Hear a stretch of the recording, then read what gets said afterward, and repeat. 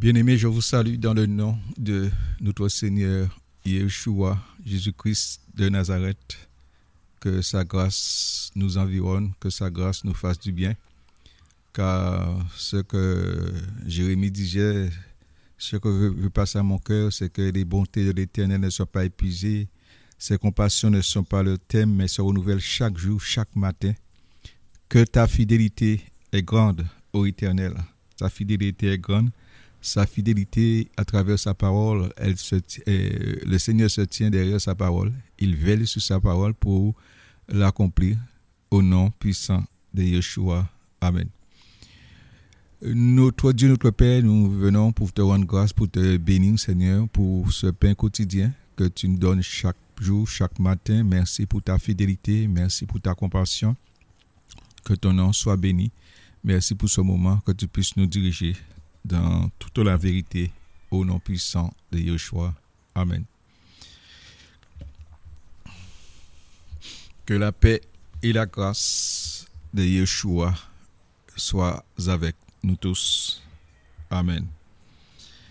Vous savez, il est un temps où nous devons être affermis par la grâce, non par les aliments, mais par la grâce, pour connaître le véritable, pour connaître notre Seigneur Yeshua, car il fait toutes choses en son temps, il fait toutes choses à merveille, au nom puissant de Yeshua. Amen. Nous sommes dans le livre de Ecclésiaste, chapitre 3. Ecclésiaste, chapitre 3. Merci Seigneur. Nous allons prendre verset 9.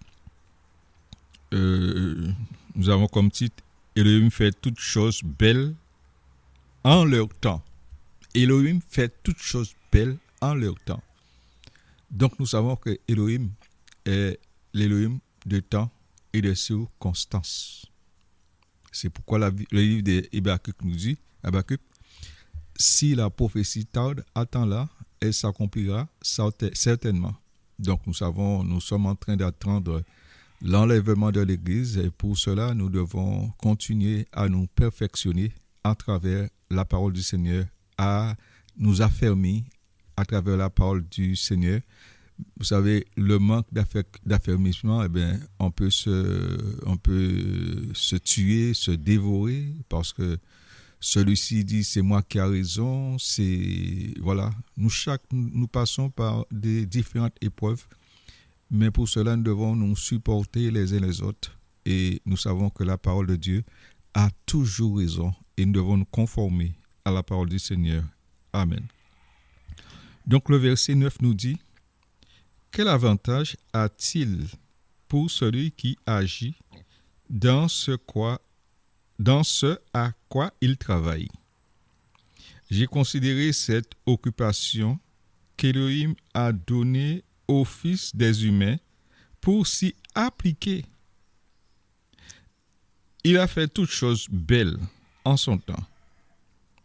Aussi a-t-il mis l'éternité dans le cœur, sans toutefois que l'être humain puisse comprendre du commencement à la fin l'œuvre qu'Élohim a faite. Pourquoi? J'ai reconnu qu'il n'y a rien de meilleur que de se réjouir et de se faire du bien pendant sa vie. Et même si un être humain mange et boit et jouit du bien-être de tout son labeur, c'est un don d'Élohim. Je sais que tout ce que Élohim fait est pour toujours. Il n'y a rien à y ajouter et rien à en retrancher. Et Élohim les a fait afin qu'on éprouve de la crainte devant lui. Alléluia. Mes amis, quel avantage y a-t-il pour celui qui agit dans ce à quoi il travaille? Quel avantage? C'est la question posée. J'ai considéré cette occupation qu'Élohim a donnée aux fils des humains pour s'y appliquer. C'est comme ça, nous, chacun, nous avons un métier, un travail. Et dans notre travail, on doit s'appliquer dans notre travail. On doit le faire avec amour. Si tu fais ton travail avec amour, il y a une récompense. Voilà. Il a fait toutes choses belles en son temps. Aussi a-t-il mis l'éternité dans le cœur, sans toutefois que l'être humain puisse comprendre du commencement à la fin l'œuvre qu'Élohim fait. C'est pourquoi j'ai reconnu qu'il n'y a rien de meilleur que de se réjouir et de se faire du bien pendant sa vie. Alléluia. Il n'y a rien de meilleur que de se réjouir et de se faire du bien. Jamais personne n'a haï sa propre chair, mais on prend soin de la nourrir. Vous voyez? Et même si un être humain mange et boit et jouit du bien-être de son labeur, c'est un don d'Élohim. Tu jouis du bonheur, la maison que tu as, les biens matériels que tu as, c'est un don d'Élohim. Parce que Élohim dit, cherche premièrement mon royaume et ma justice. Et toutes ces choses vous sont données. Ne vous inquiétez de rien, mais faites connaître à Élohim vos besoins avec des actions de grâce. Et la paix d'Élohim qui surpasse toute intelligence gardera vos cœurs et vos pensées en Élohim. Donc il te dit, si tu manges et bois du bien-être de ton labeur, de ton travail, c'est un don d'Élohim. Donc ta bénédiction ne doit pas t'éloigner d'Élohim. Et c'est pourquoi l'apôtre Paul dit, ce qui était pour lui comme des gains, je le regarde comme de la boue, afin de gagner l'excellent, le Mashiach. Donc la bénédiction, il faut que tu chasses quand celui qui aime le Seigneur, même celui qui n'aime pas le Seigneur. Mais le Seigneur, voilà, il pourvoit à nos besoins. Celui qui met en nous le vouloir et le faire selon son bon plaisir. Et même celui qui n'aime pas le Seigneur dit, il fait pleuvoir sur le juste comme sur le méchant.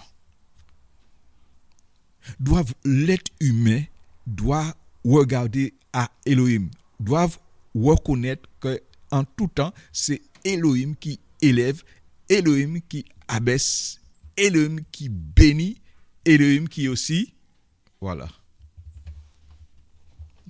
Il n'est pas venu pour perdre l'âme des hommes, mais il est venu nous sauver.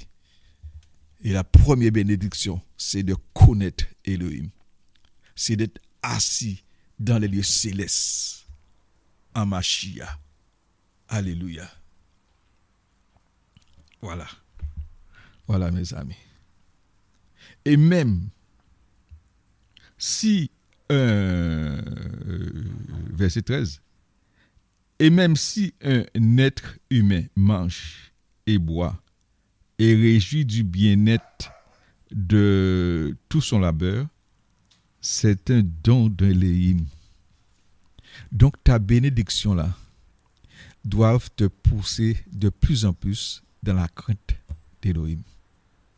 Parce que tu sais, ta bénédiction terrestre là, ça passera un jour. Que cette bénédiction terrestre ne puisse pas prendre la place d'Élohim. Mais Élohim est l'Élohim des temps et des circonstances. Mon ami, la Bible dit que la foi vient de ce que l'on entend. Ce que l'on entend vient de la parole de Dieu. Celui qui entend, agit. Mes amis, voilà, il agit. Il agit selon ce que le Seigneur lui a dit dans les lieux secrets. Voilà. Voilà, que le Seigneur vraiment nous bénisse. Il nous dit, mes amis, verset 15, ce qui a déjà été, et c'est ce qui sera a déjà été. Et Elohim rappelle ce qui est passé. J'ai encore vu sous le soleil qu'au lieu établi pour juger, il y a de la méchanceté et qu'au lieu établi pour la justice, il y a de la méchanceté. Je me suis dit dans mon cœur, Elohim jugera le juste et le méchant, car il y a la œuvre.